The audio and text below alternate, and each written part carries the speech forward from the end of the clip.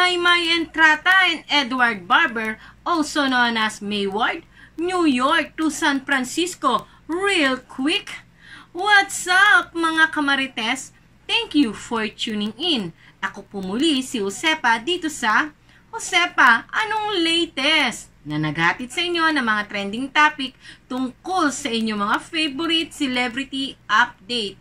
Heto nga ang latest update kina Maymay Entrata and Edward Barber, also known as Mayward, ay eto na't nakarating na nga sila sa San Francisco kasama ang kanilang Beyond the Star artist. Kalat na kalat nga ngayon sa mga social media ang latest update ni na Maymay Entrata at Edward Barber at ang kanilang mga co-artist ng Beyond the Star. Heto, tingnan natin ang ilang mga larawan ni na Maymay Entrata at Edward Barber. Pero bago natin pag-usapan ang San Francisco, balikan muna natin ang ilang mga kaganapan ni na Maymay Entrata at Edward Barber sa New York. Diba? Nakakatuwa naman si Edward. Talaga namang ang dami-dami. Marunong na talaga siya makihalubilo sa mga tao.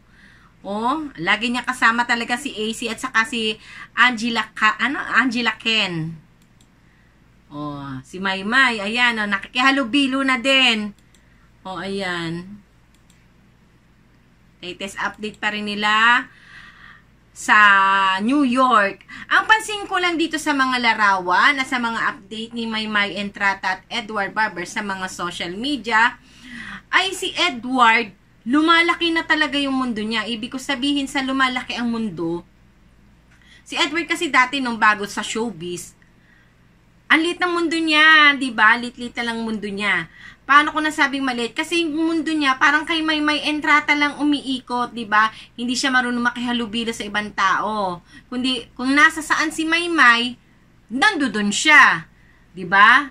Kung sino kausap ni Maymay, ando dun siya. Kung ano activity ni Maymay, ando dun siya. Ando dun si Edward. Pero now, makikita naman natin na talagang yung dating introvert ngayon ay extrovert na, diba? Dahil talaga namang lumaki na ang mundo ni Edward Barber, hindi lang sa showbiz, kundi maging sa labas ng showbiz, ang kanyang mga ka-churchmate, ang mga non-showbiz niyang friend. Talaga napakarami na niyang friend. Samantalang etong si Maymay Entrata na dating extrovert ay parang siya naman ngayon ang naging introvert na parang hindi na marunong makihalubilo sa ibang tao, kundi parang laging gusto niyang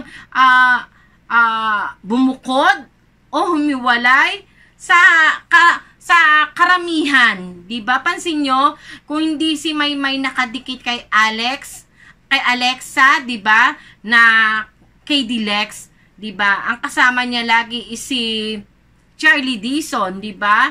O kaya pag wala siyang kasama, solo lang siya. O kaya si Kim Chiu, yan, ang lang lagi niyang nakakasama, diba? Sa mga pictures, sa mga video na lumalabas sa social media. Samantalang ito si Edward Barber, kung hindi niya kasama ang Don Ben, si Kylie, si AC Bonifacio, diba? Ang lawak-lawak na ng mundo ngayon ni Edward Barber. Samantalang itong si Maymay Entrata, parang pinaliliit niya ang kanyang mundo, diba? Parang lagi niyang ibinubukod yung sarili niya sa karamihan. Maybe baka umiiwas lang ito si Maymay Entrata na may pagselosan ang kanyang boyfriend, diba? Pero dapat ipaalam din ni Maymay at ipaunawa din ni Maymay Entrata sa kanyang non-showbiz boyfriend na eto ang aking mundong ginagalawan. Diba na kailangan kong makihalubilo sa aking mga co-artist at sa aking mga fans. Diba? Sa aking mga supporter. Diba? Kasi nasa mundo ka ng showbiz, kailangan mong lakihan ang iyong mundo. Hindi pwedeng nandiyan ka lang na isiniseparate mo yung sarili mo sa karamihan. Kailangan makirunong ka makihalubilo sa lahat. Yung Maymay Entrata noon na extrovert, siya namang parang nagiging introvert ngayon. At yung Edward Barber na introvert noon, siya naman ngayon ang extrovert na napakaraming kaibigan. Diba mga kamarites? O eto siya, tingnan pa natin ang ilang mga video noon ni na Maymay Entrata at Edward Barber habang sila ay nasa New York. Look for the girl with a broken smile. Ask her if she wants to stay a while, and she will. Tap on my window, knock on my door. Pulas ka na, sir. Wanna make you feel beautiful. Siguro ito yung sinasabi ni Maymay Entrata sa kanyang Instagram live na kasama niya sina Kylie, 'di ba? Sina AC Bonifacio. Ayan, kasama rin niya si Edward Barber. Siguro nung inutusan siya ni Miss Love o kung sino mang handler niya o ng management na kasama nila doon na mag-IG live, baka instead na ang utos sa kanya o mag-IG live ka, ganyan, baka akala nung nag-utos sa kanya na dito ka lang mag-IG live. Hindi siguro alam ng handler niya o kung sino man nag-utos sa kanya na umalis itong si Maymay Entrata at bumukod sa karamihan nga na nag-iisa lang siya. Kasi dito di sa video to, di ba, kita-kita naman natin. Di ba, sinabi rin niya sa IG live niya na sina Kylie ay nandoon nagkakantahan. Siguro ito yung bago umalis si Maymay Entrata sa grupo na hindi alam ng handler niya na umalis itong si Maymay Entrata. Siguro dito sa group nilang to, pinag-a-IG si Maymay para makita rin ng mga supporter kung ano mga ginagawa nila rong activity. Si Maymay, umiwalay, baka naiingayan siya dahil nga nagkakantahan yung mga kasama niya at pinapakanta rin naman daw siya, di ba? Kaya lang, ayaw niya, nabanggit niya yan sa kanyang Instagram live kahapon. O, di ba? Kitang-kita na magkahiwalay na naman itong si Maymay Entrata at Edward Barber, diba? Laging may namamagitan sa kanilang dalawa. At hindi na rin ako nagtataka kung bakit iwas na iwas itong si Maymay Entrata kay Edward Barber, diba? Dahil sa kanyang special someone. Siguro ayaw ni Maymay na magkaroon ng dahilan na magselos ang kanyang non-showbiz boyfriend dahil alam naman ng lahat na masugid na manliligaw ni Maymay Entrata noon itong si Edward Barber at ayaw ni Maymay magkaroon ng dahilan para magselos ang kanyang non-showbiz boyfriend, di ba? O siya, ituloy na natin yung video at baka kung ano pang masabi ng inyong lolang madaldal.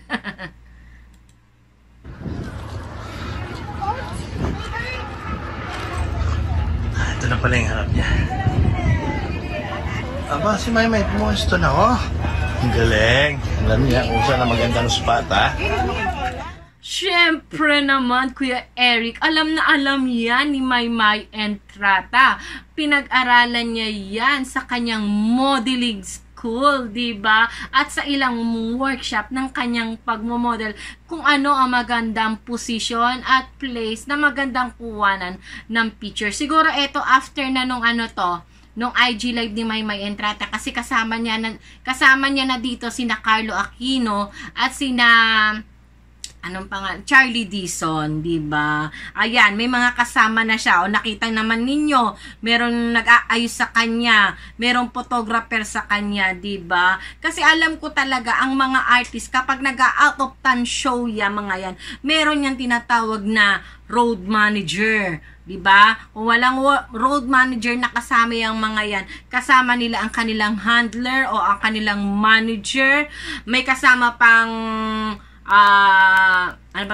guard yung mga yan, o diba, parang kagaya nung sa ABS-CBN, diba, maraming marshal doon, may mga kasama yung mga yan, para in case na pagkaguluhan sila ng mga fans, merong po protekta sa kanilang mga artist, dahil kahit anong mangyari sa kanilang mga artist, ay pananagutan niya ng management, o diba, ayan, o, kitang-kita nyo, may kasama dito lagi si Maymay, may nag-aayos sa kanya, pero sa IG live niya, diba, mag-isa lang siya, kaya ayun tuloy ang nangyari kay Maymay, at pasalamat tayo, ay ganun lang ang nangyari sa kanya, what more, kung iba pa ang mangyari sa kanya, kung bigla siyang naisama nito, diba, at sumama naman, diba, usong-uso yung mga budol-budol na yan, o diba, pero sa ibang bansa may budol-budol din ba, hindi ko alam, kaya i-comment nyo na yan dyan sa baba, nang malaman natin kung uso rin ba ang budol-budol sa ibang bansa, kasi dito sa Pilipinas, ay napakaraming ganyan, meron pa nga na na usong-uso ngayon, na pag nakita ng mga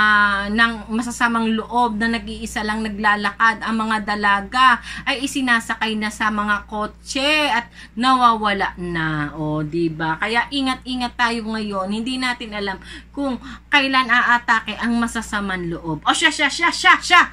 Kung saan na naman nakarating ang ating kwentuhan. Ituloy na natin yung video.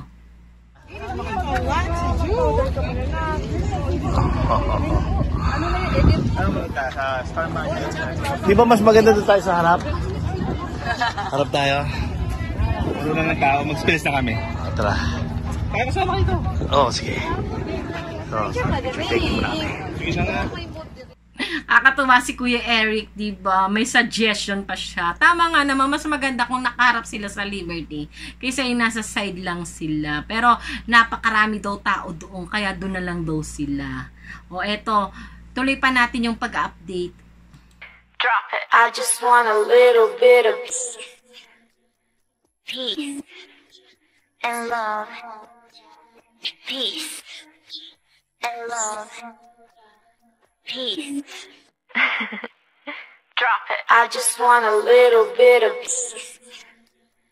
peace and love. Peace and love. Peace. Yan. Ganyan, Maymay, ang gusto kong mangyari sa'yo, diba? Huwag ka laging nagmumukmuk sa isang sulok. Isaroon mo yung sarili mo sa maraming tao, diba? O, kita mo yan. Ang ganda-gandang tingnan, diba? Yung nakikihalubilo ka sa iyong mga katrabaho, sa iyong mga kakao-artist. Kaysa yung lagi mo sineseparate yung sarili mo at lagi ka nagmumukmuk. Diba? O, eto na ang inaantay ng lahat. After ng kanilang New York, ay eto nga't nasa San Francisco na sina Maymay Entrata at Edward Barber. Halika, tingnan natin ang ilang mga larawan ngayon nila na nagkalat sa mga social media o update ng Star Magic sa kanilang Instagram at sa kanilang Twitter account, maging sa kanilang Facebook account. Tingnan natin ang ilang mga larawan ng Beyond the Star na kasama ni Maymay Entrata at Edward Barber sa San Francisco. Yan. Yan kay Kim Chiu, Star Magic, off to San Francisco. Yan na, oh, 'di ba? Alam mo itong si AC Bonifacio at saka si Maymay Entrata, madalas nalilito ako sa dalawang to kasi magkahawig silang dalawa. Syempre, Pilipinang-Pilipina.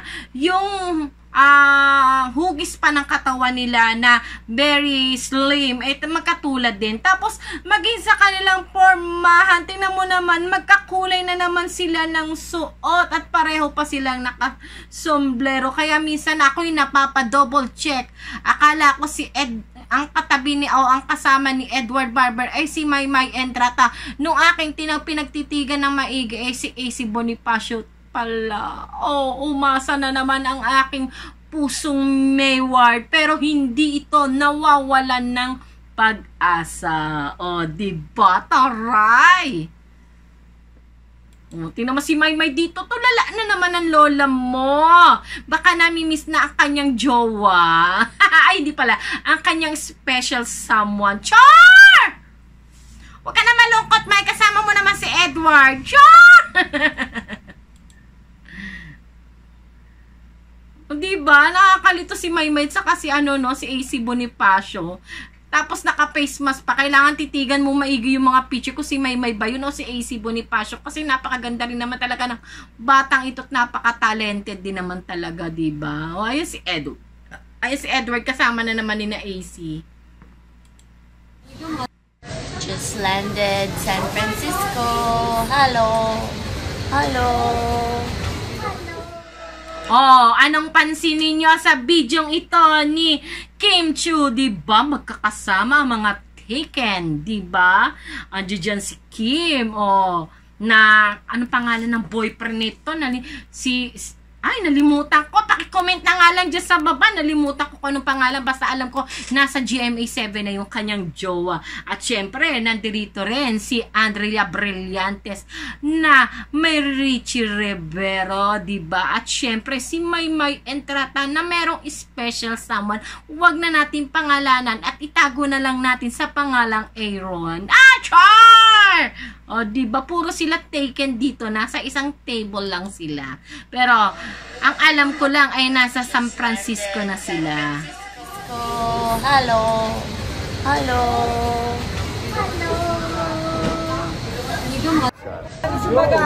San Francisco! Andito na kami. Parang pangit yung buhok ko ha. Nakatulog kasi ako sa aeroplano eh. O, diba? Kung titignan kakalaw kanina nung napanood ko tong video to sa account ni Kuya Eric, akala ko kasama rito ni Edward Barber ay si Maymay Entrata. Kinilig na ang lola mo ng bonggang-bongga. Diyos ko, Mariosep, yung pala si Maymay nandun sa likod ni Edward Barber. Ano ba naman? Nahopya na naman ang pusong Mayward ko. Pero ang importante, magkasama pa rin sila kahit hindi sila madalas na magtabi at mag-usap. Ang importante, magkasama pa rin sila. Okay na yon. Parang sa PBB lang yan, diba? Oh, puro hopya tayo noon, pero nakakain din tayo ng cake. At ngayon ay hopya naman tayo. Mapapaano ba't makakakain ulit tayo ng cake, diba? Oh, ituloy natin yung video. Sana merong San Francisco. Hello. Ito na kami. Ito po. Para mag-enjoy tayo itong guys. San Francisco. Light, San Francisco na tayo. What up, San Francisco? Okay. Good shot. Tanongin natin. Ako naguguluhan na rin eh. Edward, what can you say about my face? Gumamit ka na lang naman.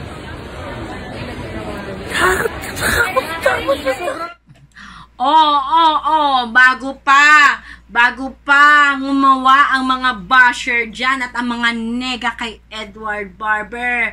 Biruan lang po nila yon at huwag nyo masyadong seseryosohin. Diba mga kamarites? Oh, paano mga kamarites? Excited na ba ang mga supporter natin dyan sa San Francisco upang mapanood sina Maymay Entrata, Edward Barber at mga artist ng Beyond the Star ng Star Magic? Bumili na kayo ng ticket dahil sa Friday ay mapapanood nyo na ang concert ng Beyond the Star na kasama sina Maymay Entrata at Edward Barber. Oh, paano mga kamarites? Ano ang inyong opinion na nasa San Francisco na muli sina Maymay Entrata at Edward Barber? Muli kaya silang magkakaroon ng muli kaya silang magkakaroon ng together na performance sa San Francisco? I-comment nyo na yan. At syempre, huwag nyong kalimutang mag-subscribe, i-click ang ring button at para lagi kayong updated sa mga latest video ko. O, paano mga kamarites? Hanggang sa susunod na update kina Maymay Entrata at Edward Barber na mas kilala natin sa tambalang Mayward. Ako po muli si Josepa. Hanggang sa muli. Paalam!